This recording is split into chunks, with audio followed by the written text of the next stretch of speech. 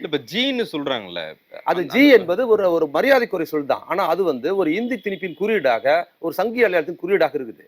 ஜின்னு சொல்லக்கூடாத நாம தான் ராஜாஜின்னு சொல்றோம். ராஜாஜி தான் முதல் இந்தியை திணிக்கிறார் தமிழ்நாட்டுல.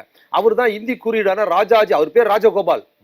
ராஜகோபால்ல ராஜா அப்படிங்கிறத கட் பண்ணி ஜீன்னு போட்டு ராஜகோபாலாச்சாரியார். ஆச்சாரியா இருந்து நான் நீங்க பிரியமா ஜாதி பேரை சொல்றீங்க. நான் கட் பண்ணிட்டு சொல்றேன். அவங்க வச்ச குழந்தைக்கு பேர் வைக்கும்போது ராஜகோபால் ஆச்சாரியார்னு வச்சிருப்பாங்களா? குழந்தைல வைக்கும்போது என்ன வச்சிருப்பாங்க? ராஜகோபால் தானே வச்சிருப்பாங்க.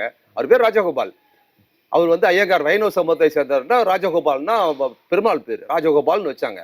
அவர் பெருந்து வளர்ந்ததுக்கு பிற்பாடு நார்த் இந்தியாவில் செல்வாக்கு பெற்ற தலைவராக வந்ததுனால அவங்க ஜி போட்டு கூப்பிட்றதுனால ராஜகோபால் ஜிங்கிறது ரொம்ப கஷ்டமா இருக்கு காந்திக்கு. இவங்களுக்கு எல்லாம் மூச்சு வாங்குதுப்பா, கொஞ்சம் கட் பண்ணிட்டு ராஜா ஜின்னு போட்டுக்கிற ஜி போட்டாங்கல்ல. அவர் இங்கே ராஜாஜின்னு தான் பழகினாரு. அது வேறு, அது அடையாளம் இல்ல. அதான் இப்ப நேருஜி, காந்திஜி, ராஜாஜி, சோனியாஜி வரைக்கும் சொல்றாங்க. சோனியாஜி வரைக்கும் நார்த் இந்தியாவில் மரியாதைக்குரியதுங்க. தமிழ்நாட்டில் அது மரியாதைக்கு ஜிங்கிறது மரியாதைக்குரிய சொல்லல. அது இந்தி திணிப்பின் குறியீடாக இருக்குது.